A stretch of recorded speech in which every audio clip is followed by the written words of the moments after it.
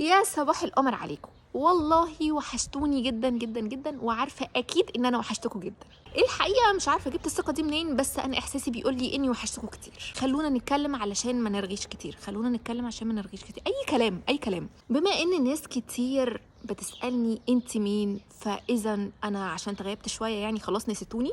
لا يا جماعه، لا يا جماعه، فوقوا. بصوا يا جماعه، هنبدا.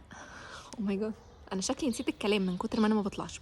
بما ان ناس كتير ما تعرفنيش وناس جداد معانا، فاحب اعرفكم بنفسي. انا شيف فاطمه، وشيف فاطمه ده اللقب الشيف ده اطلق عليه منين او اتجاب منين؟ ده من العيله يا جماعه. يعني كنت بعمل اكل حلو فاطلق عليا في العيله دي شيف، وهي مش فاطمه يا جماعه، هو كان بطه.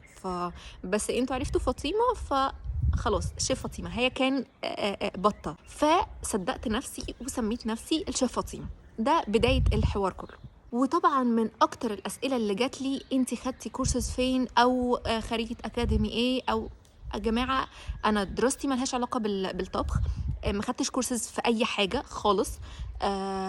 الحلويات، لان ناس كتير سالتني في مجال الحلويات انت خدتي كورس فين، او يعني ازاي تطورتي او كده. يا جماعه، هي موهبه. حاسه سيكه كده ان انا موهبه يا جماعه. لا بجد يا جماعه، هي الحمد لله، هي حته الحلويات دي موهبه. انا لما عملت ماي بروجكت، كان يعني انا حددت الحاجه اللي انا حاسه ان انا هابدع فيها، انا حابه ده. طيب كشيف فاطمه، الفيديوز اللي انا بعملها، انا بعمل كل حاجه، يعني كل انواع الاكل. طيب انما مشروعي انا، الحاجه اللي انا حاسه ان انا هابدع فيها، بحبها وانا بشتغلها. ايه اللي انا بحبه وانا بشتغله؟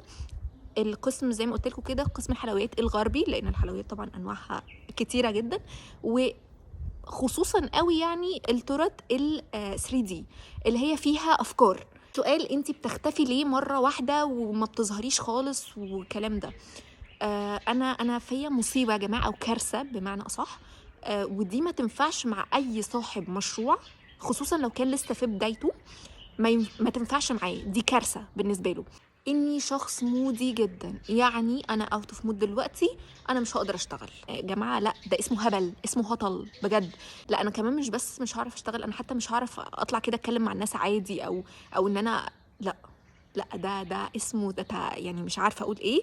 بس جماعه، نصيحه مني، اي حد لسه بادئ مشروعه او لسه بيحاول يكبر مشروعه، ما ينفعش ان انت تشتغل شهر وتبطل 3 4 شهور.